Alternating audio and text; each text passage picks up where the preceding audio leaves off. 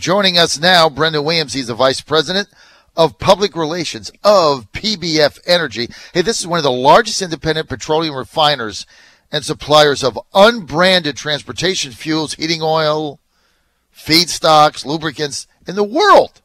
And he's joining us now because we're trying to get some energy thing going in the Trump economy. And there's something he's working on that's really cool we got to get done. Hey, Brendan Williams, good to have you back, man. Good to be on. How you doing? Good. Give our audience a real quick update here on renewables and the key thing that you're working on.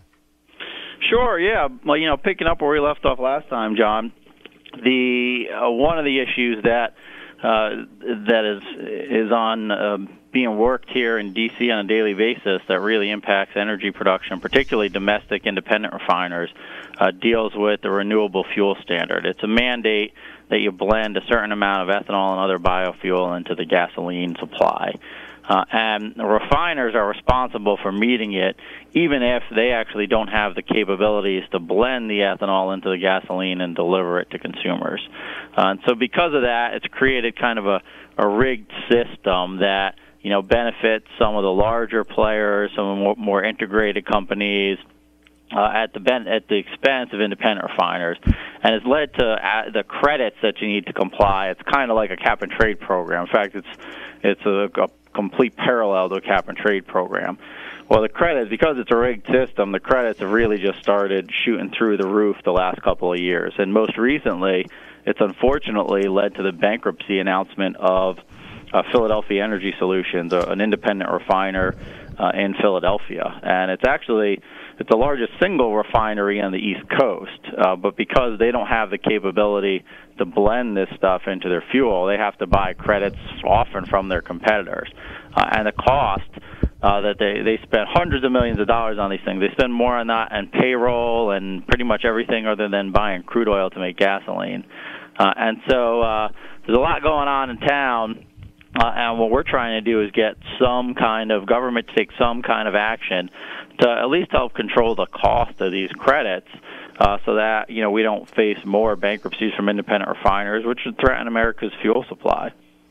Well, it's basically a swampy rig system. That's what you have. The big get That's bigger. It.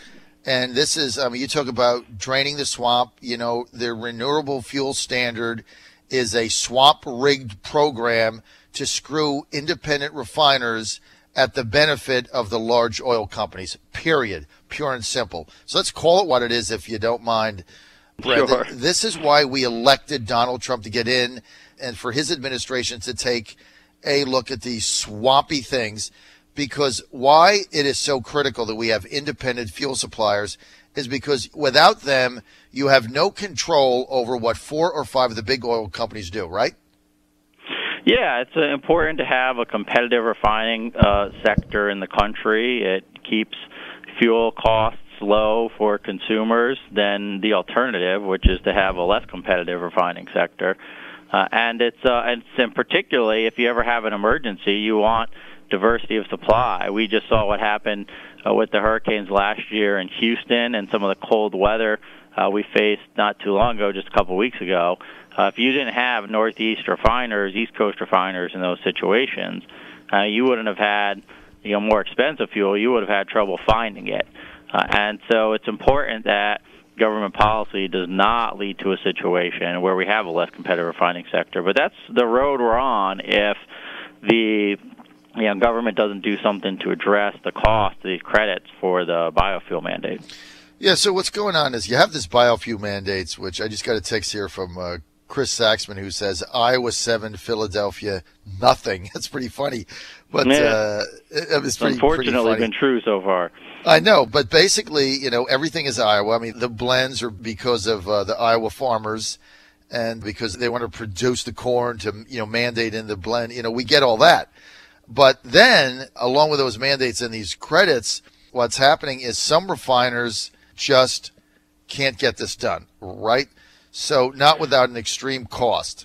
Yeah, so they can't. They don't have the capability to blend. You can't blend ethanol at a refinery with gasoline and then ship it on a pipeline because the mixture doesn't hold in the pipeline. So independent refiners have to send their gasoline on a pipeline to a terminal where the blending occurs. And whoever controls the blending at those terminals those are the ones who get the credits and can use them for compliance if they're an obligated party, or just sell them to whoever at whatever price if they don't have a responsibility under the mandate. And independent refiners have long said, we're always going to blend a certain amount of ethanol, and we're always probably going to blend somewhere around 10% ethanol.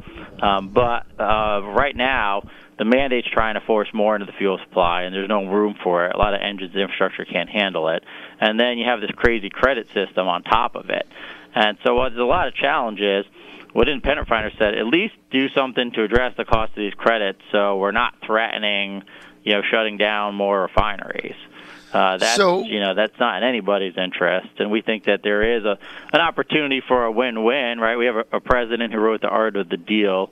He met with a handful of senators, led by Ted Cruz and Pat Toomey, and a handful of other senators did meet with the president last year and express concern. And the president said, I think we should try and find a compromise. So we're hoping we can get there, because this Philadelphia Energy Solution situation, that's really the canary in the coal mine, and we don't want to get to a situation where other refiners are facing the same problem.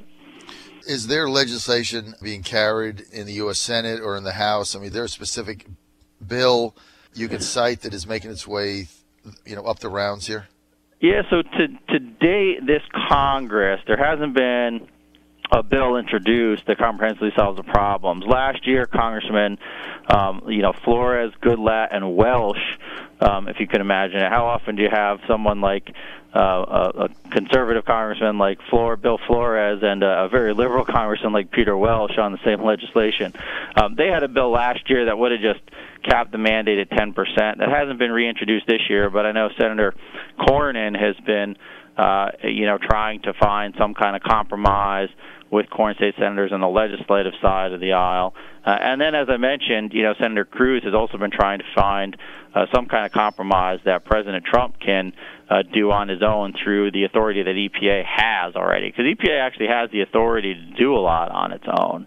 And so, we're hoping something comes out of both of those efforts, hoping that there's a regulatory step that can be taken to help mitigate the cost of these credits, and that also, we could find some kind of momentum on legislative reform that fixes some of the more fundamental problems with just the sheer volumes and the different types of, biofuels that are mandated under the program.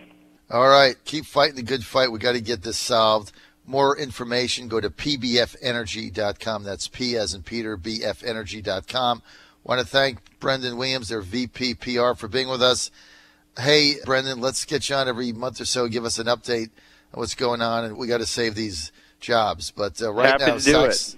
Yeah, there's a lot of jobs in Pennsylvania and a lot of other places at stake. So, in Trump states, right? That's right. Jobs in Trump states, right? I want everybody to get this. Jobs in Trump states.